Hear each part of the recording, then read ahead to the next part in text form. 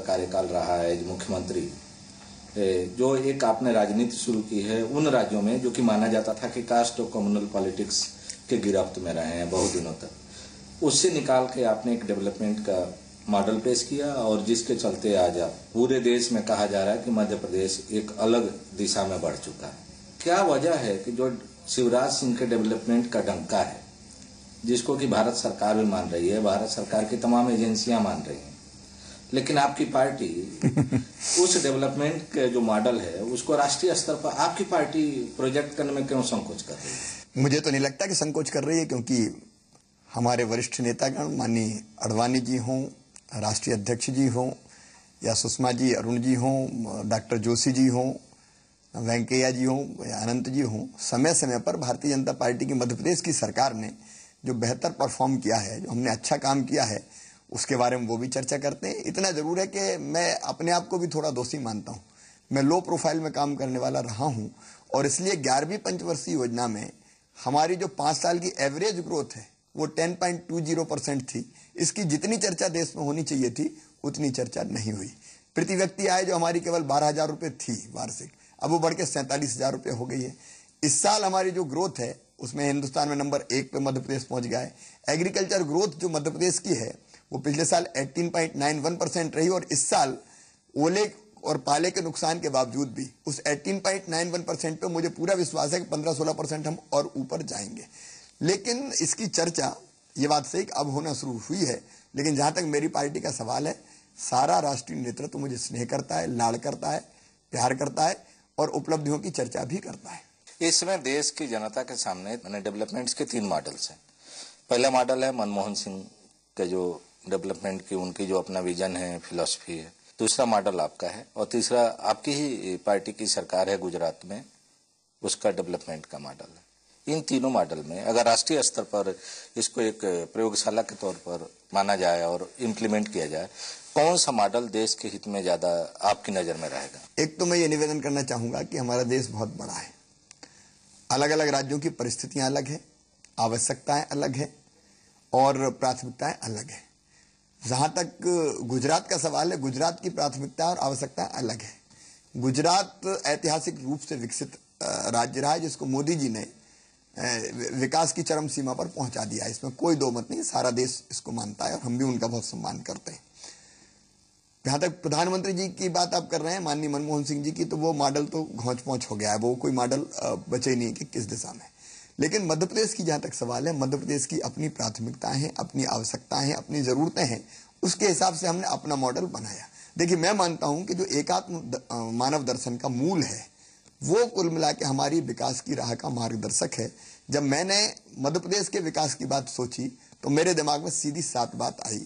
एक, इंफ्रास्ट्रक्चर मुझे विकसित करना पड़ेगा, क्योंकि यहाँ रोड्स थी नहीं, गड्ढों में सड़क में गड्ढा कुछ पता ही नहीं चलता था, पावर का आता पता नहीं था, बिजली थी नहीं, 2-3 घंटे 4 घंटे मिल गई तो काफी मिलती थी, और पानी का इंतजाम नहीं था, विशेषकर इरिगेशन के लिए भी कहीं कोई व्यवस्था नहीं थी। मेरे दिमाग में आया कि जब तक रोड कनेक्टिविटी नहीं होगी, जब तक पावर नहीं होगी और जब तक पानी नहीं होगा, तब तक मेरा प्रदेश विकास नहीं कर सकता, क्योंकि मैं औद्योगिक रूप से विकसित राज्य मेरा नहीं था और औद्योगिक दृष्टि से भी अगर विकसित राज्य चाहिए तो बिजली पानी चाहिए। तो हमने 90,000 किलोमीटर सड़कें बनाई 8 साल में।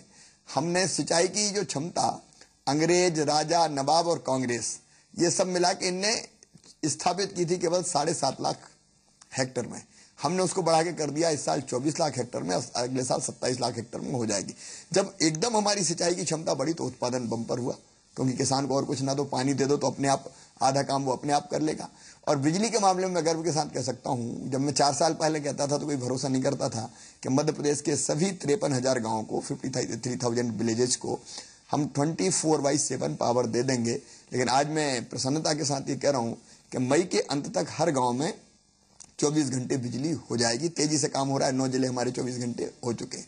दूसरी प्राथमिकता हमारी खेती को लाभ का धंधा बनाना है, क्योंकि हमारी 67% जो पॉपुलेशन है वो खेती पर डिपेंड करती है। अगर वो लाभ का धंधा नहीं तो ये 67% पॉपुलेशन तो बेकार है फिर।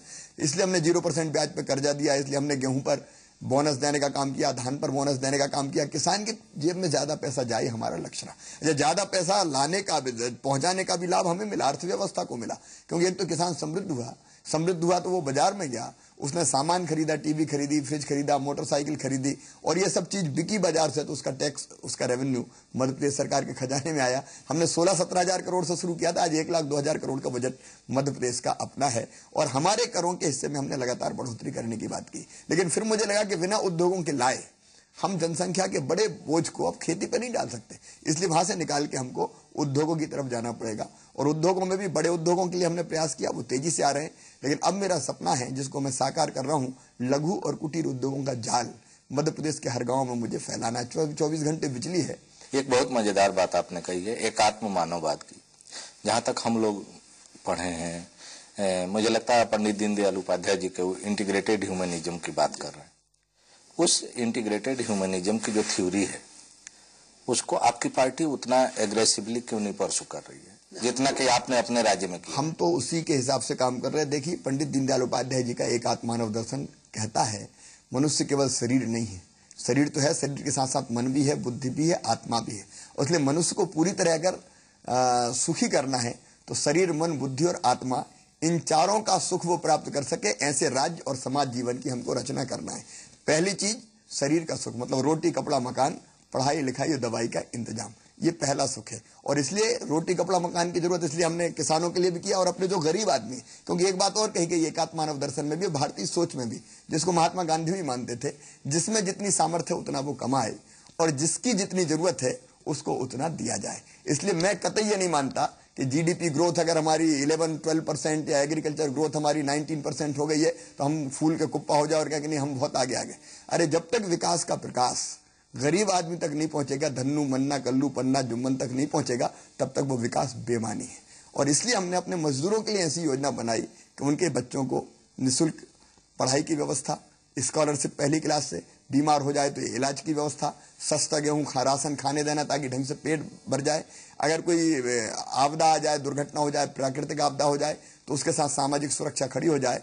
पैदा होने से लेकर अंतिम सांस लेने तक, चाहे वो शहरी मजदूर हो, चाहे वो गांव का मजदूर हो, हाथ ठेला धकाने वाला हो, साइकिल रिक्शा चलाने वाला हो, हमाली करने वाला हो, या घरों में कामकाज करने वाली माताएं, बहनें, बेटियां हो, इनके साथ सामाजिक सुरक्षा हमने खड़ी कर दी। हम इनको हमेशा गरीब नहीं रखना चाहते। हमारी कोशिश ये है कि इनका जीवन स्तर ऊपर उठे, इनकी आमदनी बढ़े। लेकिन जब तक इनका जीवन स्तर ऊपर नहीं उठेगा तब तक उनको कुछ विशेष सहायता हमको देनी पड़ेगी, क्योंकि जिसकी जितनी जरूरत है उतनी पूरी की जाए, और जिसमें जितना सामर्थ्य है वो उतना कमाए, लेकिन रेवेन्यू सरकार के खजाने में आए।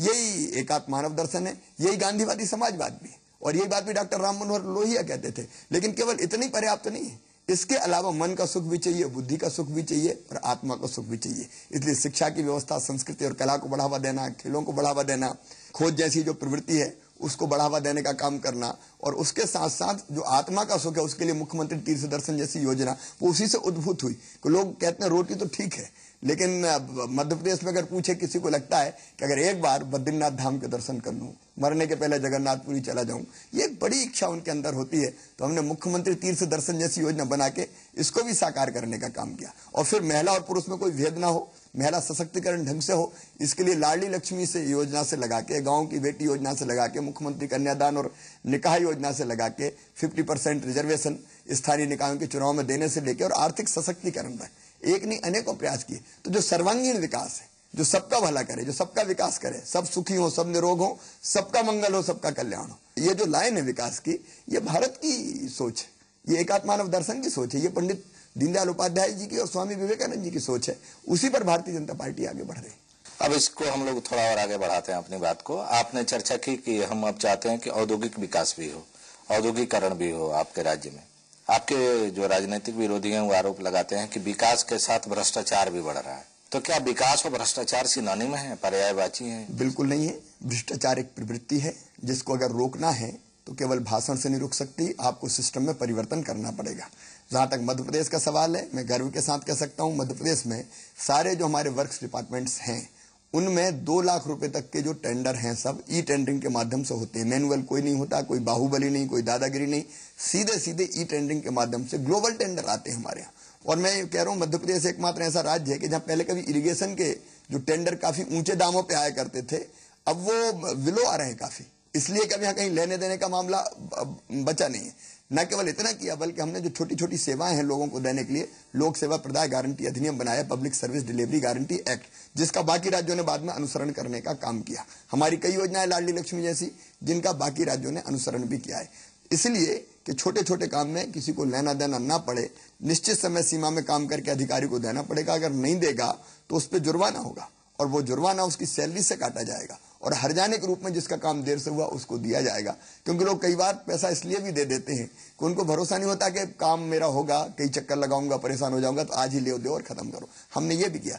तीसरी चीज, इसके बाद भी आप सारे रास्ते कर नहीं रोक पाए और कोई अवैध धन कमाता है, आय से अधिक संपत्ति कमाता है, तो हमने अपने स्पेशल कोर्ट बनाए हैं जहां उनकी संपत्ति को राजसात करने का प्रावधान किया है। बीच में मध्य प्रदेश की बड़ी चर्चा हुई जब कुछ छापे पड़े और छापों में से पैसा निकला, तो लोगों ने कहा देखो मध्य प्रदेश में तो बड़ी चोरी हो रही है, भ्रष्टाचार है।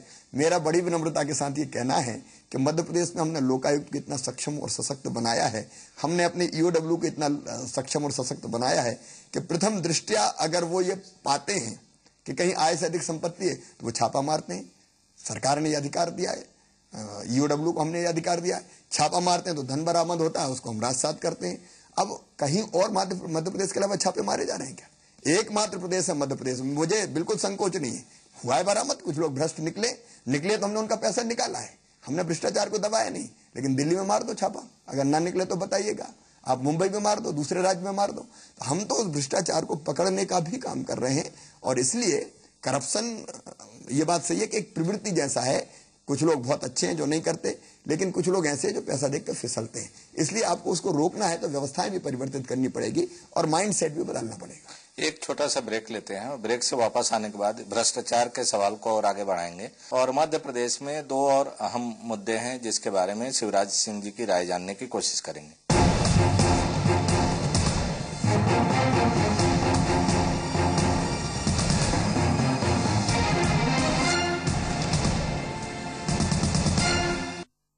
प्रायोजक हैं बेनेड्रिल, 15 मिनट में खांसी पर असर शुरू, और MDH, असली मसाले सच MDH।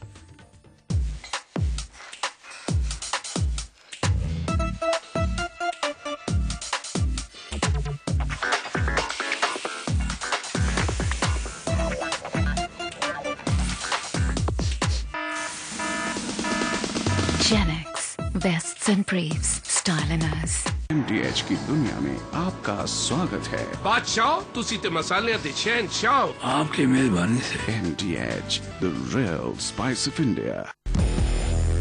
बोल दे।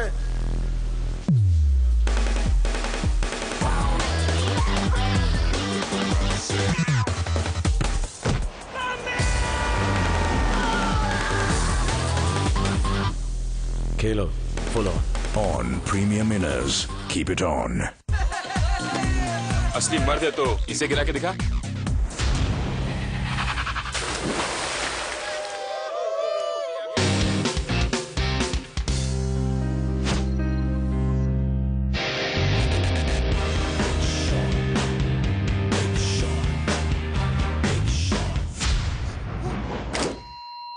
असली मर्द गिराते नहीं, बचाते हैं। लक्स कोजी बिग शॉट पहनो, बिग शॉट बनो। अपने अपने सपने घर लाओ, बहती हवाएं घर लाओ, उम्मीद की किरणें घर लाओ। सुबह रेशमी, सांझ मखमली, अपने आंगन में लाओ। अपने सपने घर लाओ। Supertech, yours for life. बाकी सब बढ़िया है? एकदम बढ़िया। सॉरी। क्या सॉरी? बच के चलो भैया। अंदर सब बढ़िया है? अरे बढ़िया क्या बढ़िया? मेरा लक, लक्स कोजी, अपना लक पहन के चलो बाबा। हमारी संस्कृति, हमारी परंपरा, नववर्ष विक्रमी संवत 2070 के शुभारंभ पर MDH की शुभकामनाएं।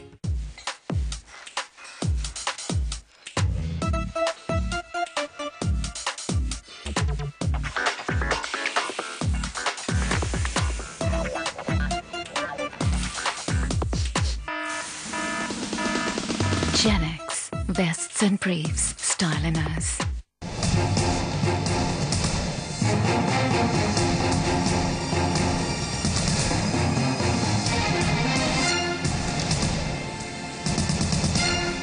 ब्रेक के बाद फिर आपका स्वागत है। और जिस विषय पर हम लोग चर्चा कर रहे थे, भ्रष्टाचार का और लोकायुक्त को अधिकार संपन्न बनाने का, क्या आप सुझाव देंगे अपने ही पार्टी के जो बाकी राज्यों में सरकारें चल रही हैं कि जितना सशक्त आपने लोकायुक्त को बनाया है अपने राज्य में, उस तरह का प्रोविजन वो लोग अपने राज्यों में भी करें? नहीं, अलग अलग राज्य की अलग अलग परिस्थितियां हैं और इसलिए उन परिस्थितियों के हिसाब से जैसा उनको उपयुक्त लगता है वो अपने यहाँ व्यवस्था कर रहे हैं। अब गुजरात जैसे राज्य में तो करप्शन है ही नहीं, इसलिए वहां के लिए जो जरूरी वैसा, तो इसलिए वहां लोकायुक्त की भी जरूरत नहीं है ना, जितनी आवश्यकता है वहां के मुख्यमंत्री कर रहे हैं। दूसरा एक और आपके ऊपर आरोप लगता है कि आपके वहां इलीगल माइनिंग बहुत है, उसको अभी तक आप कारगर ढंग से रोक नहीं पाए हैं। देखिए, ये आरोप है केवल। डेवलपमेंट के काम होंगे, विकास के काम होंगे तो पत्थर की जरूरत भी पड़ेगी, गिट्टी की जरूरत भी पड़ेगी, रेत की जरूरत भी पड़ेगी। विधिवत रूप से लोग निकालें, इस बात की कोशिश होती है, लेकिन इसके बाद भी इलीगल माइनिंग हमारे यहाँ तो बहुत छोटी मोटी है। बाकी राज्यों में आप देखेंगे तो कई भयावह स्थितियां हैं, लेकिन इलीगल माइनिंग, कहीं कोई रेत भर के ले गया। अब नदियों के किनारे इतने विस्तृत और लंबे और चौड़े हैं कि उनमें से कई बार इस बात की संभावना रहती है कि कहीं से किसी ने रेत निकाल ली है, कहीं किसी को आपने कॉन्ट्रैक्टर को रोड बनाने के लिए कहीं की माइनिंग दी, उसके अगल बगल में निकाल ली। लेकिन जब ऐसा होता है तो सबसे सक्षम कार्रवाई अगर कहीं होती है तो मध्य प्रदेश में ही होती है। ऐसे लोग पकड़े जाते हैं, इनके खिलाफ कार्रवाई भी हम करते हैं। इसलिए ना हो इस बात का पूरा इंतजाम करते हैं, लेकिन फिर भी कहीं ना कहीं कुछ ना कुछ होता है तो कार्रवाई भी होती है, पकड़ते भी हैं। और हम ही तो उजागर करते हैं कि हाँ गलत हो गया, इसलिए पकड़ते हैं तो पता चलता है। आपकी नजर में अब चुनाव सिर पर है और आप लोग चुनाव की तैयारी में भी हैं, जाहिर सी बात है आप राजनीति में हैं तो चाहेंगे कि दोबारा सत्ता में वापसी हो भारतीय जनता पार्टी की। ऐसे कौन से काम बचे रह गए हैं जिनको कि पूरा करना है आपको चुनाव में जाने के पहले? देखिए, अभी मध्य प्रदेश का जो विकास हुआ है वो पड़ाव है, मंजिल नहीं है। अभी तो जैसे मैंने कहा कि लघु और कुटीर उद्योगों का हमें जाल बिछाना है, उसके लिए हमने मुख्यमंत्री युवा स्वरोजगार योजना अपने नौजवान बच्चों के लिए बनाई है। क्योंकि अब चुनाव बहुत पास है, इसलिए अभी हम क्रियान्वित तो कर रहे हैं, लेकिन जितने लोगों को हम लगाना चाहते हैं इस काम में, उसको अभी भी करना पड़ेगा, चुनाव के बाद भी करना पड़ेगा। ये योजना भी अपनी तरह की अनूठी है।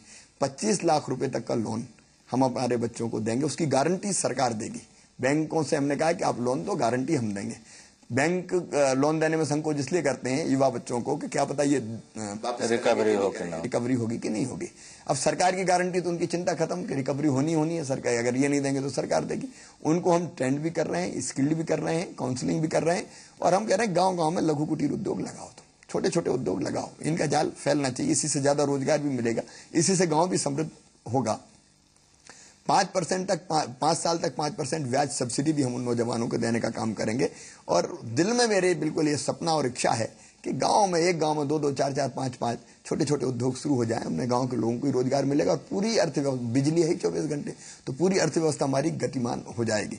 एक में मन में बड़ी तकलीफ होती है, हमारे जो दर्जी थे, बढ़ई थे, कुम्हार थे, लोहार थे, सुनार थे, सुतार थे, मोची थे, आपके वसोड़ थे जो बांस का काम करते थे, इनके धंधे को रिवाइव करने का काम। देखिए, रोटी सबसे पहली चीज, आमदनी इनकी बढ़े, इसलिए उनको भी हम 50,000 रुपए का लोन, मार्जिन मनी 20,000 तक हम जमा करेंगे। 5 साल तक 5% ब्याज सब्सिडी देने का काम करेंगे। उनको ट्रेनिंग देंगे कि अच्छे बाल अब कैसे काटें। अभी गांव में पेटी लेके घूमते हैं, बोरा बिछा के कोई बाल काटने लगते हैं, तो वो आज के नौजवान भी पसंद नहीं करते।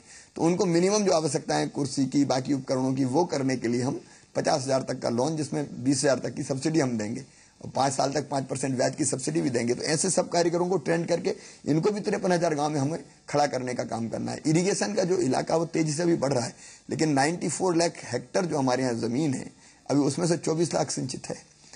इसमें से आप ये मानिए कि 15-20 लाख कुआं ट्यूबवेल से सिंचित होगी। इसको 100% तक ले जाना है, इसलिए नर्मदा जी के पानी को लिफ्ट करके छिपरा जी में ले जा रहे हैं। अभी पहले चरण पर तेजी से काम चल रहा है, वो इस साल अंत तक पूरा हो जाएगा। फिर उस पानी को गंभीर में डालेंगे, पार्वती में डालेंगे, काली सिंध में डालेंगे। माननीय अटल बिहारी वाजपेयी जी का नदी जोड़ने का सपना हम पूरा करेंगे, वो हमारी बड़ी इच्छा है। फिर शिक्षा के क्षेत्र में और स्वास्थ्य के क्षेत्र में अभी बहुत काम करने की आवश्यकता है।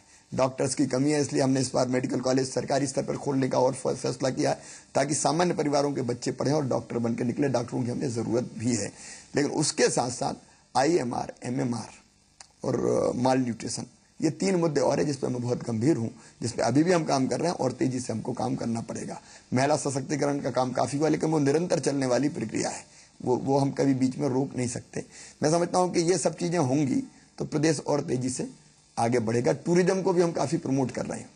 एक और जो सबसे बड़ी प्रॉब्लम बाहर से देखने को मिल रही है वो ये है कि आपके मंत्रियों पर, आपके तमाम विधायकों पर अलग अलग तरीके के आरोप हैं, भ्रष्टाचार से जुड़ा हुआ, पद के दुरुपयोग का। चुनाव में क्या आप ऐसे लोगों की स्क्रीनिंग कराएंगे टिकट बंटवारे से पहले, जिससे एंटी इनकम्बेंसी का नुकसान आपको न उठाना पड़े? तो लगातार हम अपने विधायकों के संपर्क में हैं। मंत्रियों की टीम मेरी हर मंगलवार को बैठती है, और इसलिए कोई आरोप लगा दे इसलिए वो बिल्कुल सच है, ये मानना न्याय नहीं होगा। कोई भी आरोप आज तक, इतने साल हो गए हमको सरकार चलाते हुए, ऐसा नहीं है कि जो प्रमाणित किया जा सका हो। आरोप लगते हैं तो जांच भी अलग अलग स्तरों पर होती है, लेकिन कोई आरोप ऐसा नहीं है जिससे ये कह सके कि मंत्री ने ये किया है।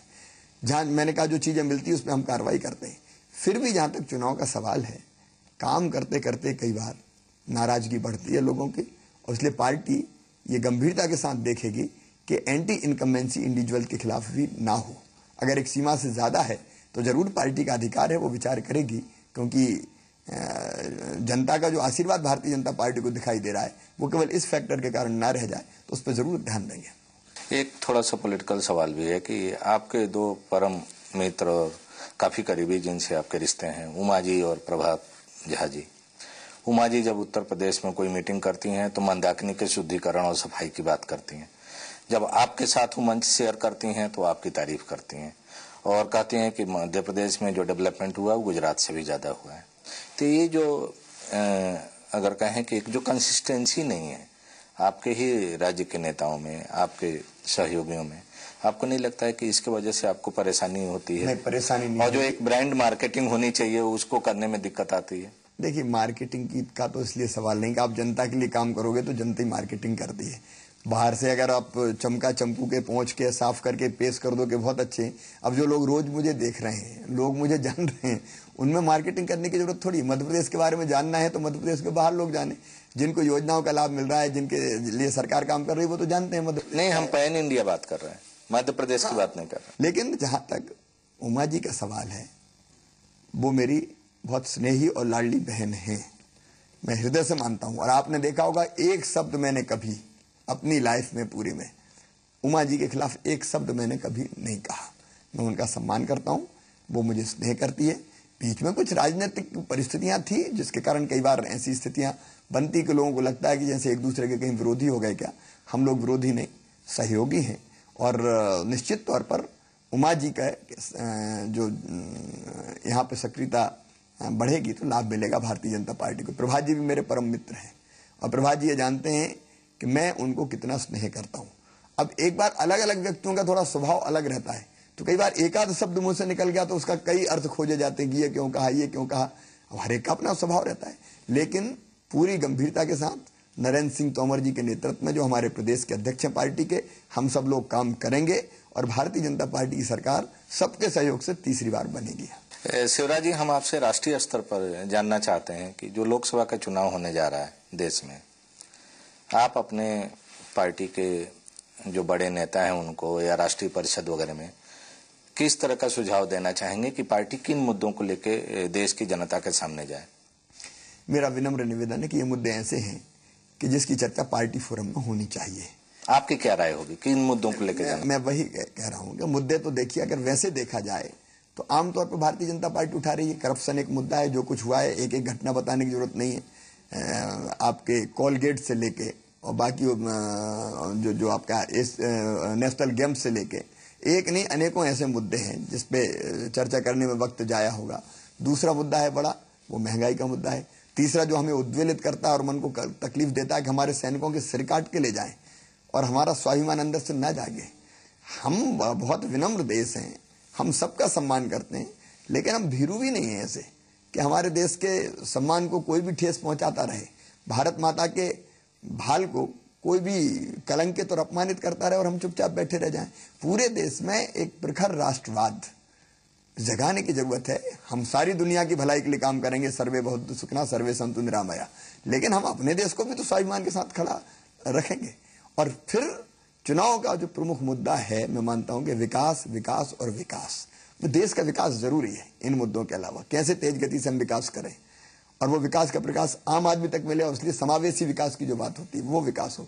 मैं मानता हूँ लगभग यही मुद्दे रहेंगे, और फिर पार्लियामेंट्री बोर्ड चर्चा करेगा, तय करेगा। हम लोगों से राय मांगी जाएगी तो हम भी राय देंगे, और इसी में से भारतीय जनता पार्टी का एक जो पुराना जो अनुभव है लोग अलग अलग चुनाव का, कि भारतीय जनता पार्टी चुनाव के पहले तो तमाम पॉजिटिव इश्यूज की बात करती है कि हम चुनाव में इन मुद्दों को लेके जाएंगे, डेवलपमेंट का सवाल, करप्शन का इशू, लॉ एंड ऑर्डर, आंतरिक सुरक्षा। लेकिन ज्यों-ज्यों चुनाव नजदीक आता है या जब कैंपेनिंग शुरू होती है तो सारे मुद्दे पीछे हो जाते हैं, और फिर वही जज्बाती मुद्दे, राम मंदिर, हिंदुत्व, इसको लेके पार्टी पूरा उलझ जाती है, जिसका नतीजा ही होता है कि जो उसको जितनी सफलता मिलनी चाहिए वो नहीं मिल पाती है।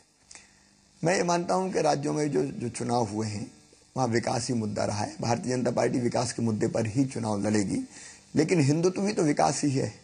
हिंदुत्व का मतलब ये थोड़ी कि किसी उपासना पद्धति मानने वाला कोई पंथ। देखिए, हम सब जानते हैं हिंदुत्व वो है कि जिसने कहा एकम सद विप्रा बहुधा वदंती, सत्य एक है, विद्वान उसको अलग अलग तरीके से कहते। कोई किसी रास्ते जाए, अगर मस्जिद में जाता है तो आपत्ति नहीं, मंदिर में जाता है तो आपत्ति नहीं, गिरजाघर में जाता है तो आपत्ति नहीं। हिंदुत्व ने कभी इसका विरोध नहीं किया, विरोध करने का सवाल ही नहीं। इंसान है सब, और उसके नाते सबका सम्मान करना चाहिए। हिंदुत्व ये कहता है कि अयम निजम पर आवेत्ति गणना लघु चेतसाम उदार चरिता नाम तू वसुदैव कुटुंबकम, ये मेरा है, ये तेरा, ये सोच छोटे दिल वालों का होता है। जो बड़े हृदय के होते हैं वो तो कहते हैं सारी दुनिया ही एक परिवार है। और ये हिंदुत्व जो कहता है सर्वे भवन्तु सुखिनः, सर्वे सन्तु निरामया, सर्वे भद्राणि पश्यन्तु, माँ कश्चित् दुर्भाग् भवेत्। सब सुखी हो, केवल हिंदू नहीं, सब सुखी हो, सब निरोग हो, सबका मंगल हो, सबका कल्याण हो। तो हिंदुत्व तो सबके कल्याण का मार्ग है। ये उदार जो दृष्टिकोण है हमारा, उसमें सारे विश्व का कल्याण समाहित है। कोई किसी उपासना पद्धति, स्वामी विवेकानंद जी ने भी यही कहा कि भाई किसी रास्ते जाओ, पहुंचोगे अंततः उस तक। और इसलिए जितनी योजनाएं भारतीय जनता पार्टी की सरकारों ने बनाई, नागरिकों के लिए बनाई, उसमें हिंदू नहीं है, उसमें मुसलमान नहीं है, सबको समान रूप से बढ़ाने का काम। इसलिए मैं मानता हूं कि विकास और हिंदू तो विरोधी नहीं है, परस्पर पूरक और अनुकूल है। ये थे शिवराज सिंह जी, जो हम लोगों से अलग अलग विषयों पर विस्तार में चर्चा कर रहे थे। हमारे चैनल से बात करने के लिए आपको बहुत बहुत धन्यवाद।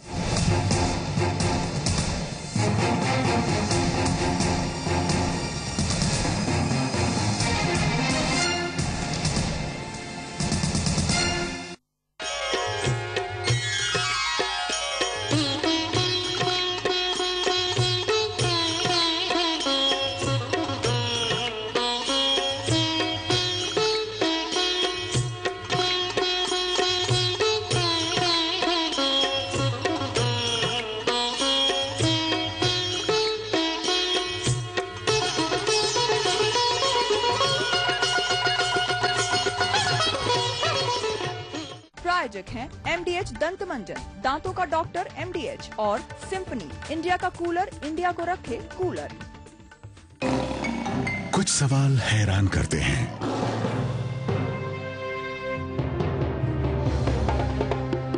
तो कुछ परेशान। कई सवाल जिंदगी के मायने बदल सकते हैं और कुछ बदलाव की दस्तक देते हैं।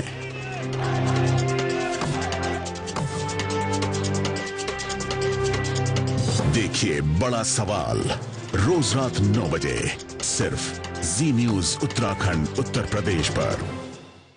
प्रायोजक हैं प्रकृति जैसी शुद्धता हमारी पहचान, MDH मसाले the real spice of India, और मोहनी चाय, एक कप जिंदगी। साजिश की शतरंज पर बिछे हैं गुनाह की मोहरे, कुछ सतह से ऊपर, कुछ छिपे हैं गहरे। होगा हर जुर्म का पर्दाफाश, देखिए तफ्तीश।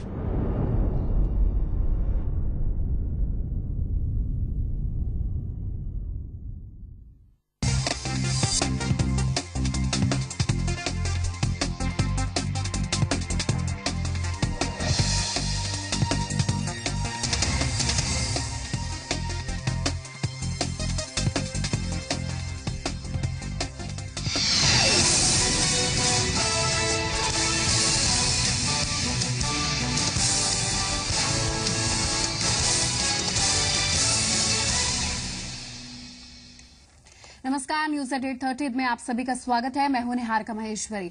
इस बुलेटिन में देश प्रदेश की खबरों पर चर्चा करेंगे। देश की बात तो दिल्ली में ममता के साथ हुई धक्का मुक्की के साथ सुगले पश्चिम बंगाल की बात होगी। सिख दंगों के आरोपी जगदीश टाइटलर को अदालत से लगे बड़े झटके की बात होगी। साथ ही आपको दिखाएंगे कैसे दिल्ली के लिए लखनऊ से रास्ता बनाने में बीजेपी जुट गई है। और एक और संवेदनशील खबर बताएंगे कि क्यों वतन नहीं लौटना चाहते पाकिस्तान से आए हिंदू। कुछ स्थानीय खबरों पर भी नजर रहेगी। शुरुआत करते हैं